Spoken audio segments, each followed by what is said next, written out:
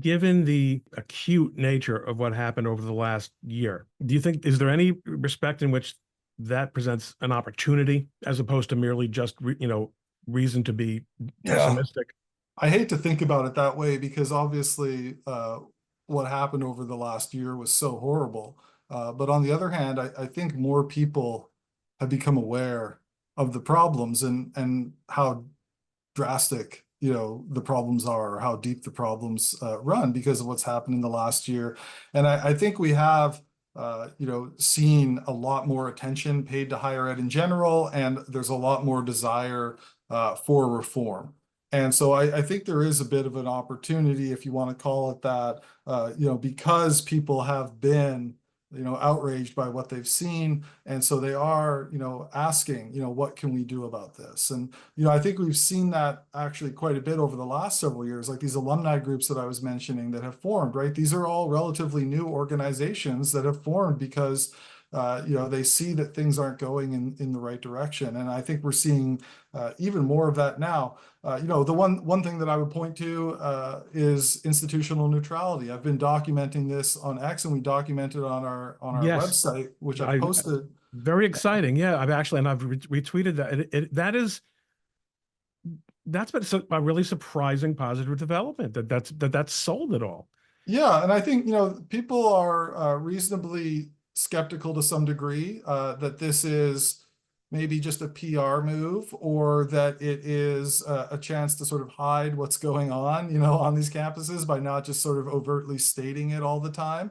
But I do think that, for most colleges and universities, institutional neutrality is the right policy. Now, you maybe make some exceptions for certain kinds of private colleges, religious colleges, for instance, that on certain issues they might say, look, on this campus, this isn't really necessarily up for debate. But, in those cases, I think, advertising that truly, truth in advertising is the way to go. Like, tell people before they get there, look, you have all the freedom in the world to discuss 95% of things, just like you would at any other university. But there's a few things here that we don't really question because, our students are coming here because we believe in these things, or what have you. But as far as, generally speaking, I think this is the right policy. I'm glad to see the movement. I think that it's not just a superficial PR move. I think people are seeing that there's a value to this. One of the things about the response to Hamas's attack on Israel on October 7th, and just the absolute debacle of universities trying to respond to this. And it really was just so horrible and dismaying. But I think one of the things that they experienced in this case that they have not experienced on some other issues is that there was actually large groups of people on either side of the issue that were pressuring them to make different kinds of statements. And I'm sure they've experienced some of that before, but in this case, no matter what a university president said, there was going to be a faction of people who were going to be upset about this. And to some degree, not entirely, because both groups are present both off campus and on campus. But on the one hand, I think there were some very vocal factions on the campus that they would have to face if they were to make a statement that was too pro-Israel. And then on the other hand, if they came out with a statement that didn't recognize the horror of October 7th for what it was, or tried to somehow both sides it, that they would hear from, alumni and donors and legislators, as it turned out. We've seen a lot of legislative involvement, especially at the federal level, as you know, over the last year. So, I think they had that experience, and maybe that did kind of drive home for them the experience of, oh, yeah, you can have disagreement on a campus, and maybe there's something to be said for not just trying to decide the issue on behalf of everybody. Maybe we can And teach math. yeah, that's right.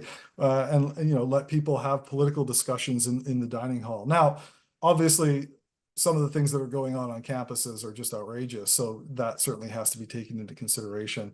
One other thing I'd add with institutional neutrality is similar to what I said earlier about the Chicago principles, which is that these are good things to do, but they're not sufficient.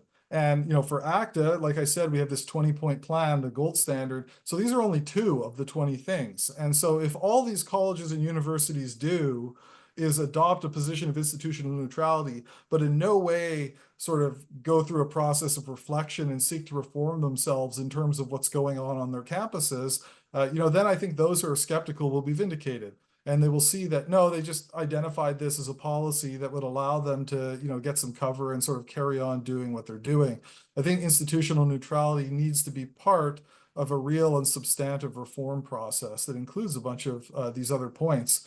And I would add too that, adopting these policies and practices is just part of it. Ultimately, what you want is a college campus that embraces free expression and embraces viewpoint and intellectual diversity and sees these as good things that contribute to the activities of the college or the university. And so, setting these policies in place, I think can have or start to have that impact. But ultimately, what we really want to see are the people on campus, embracing and valuing these things, rather than trying to avoid them, which, is often the case, right? Because they're chasing out people that they disagree with. They're not hiring people who don't study the things that they want to be studied, all these things. So it becomes a kind of biased, siloed monoculture.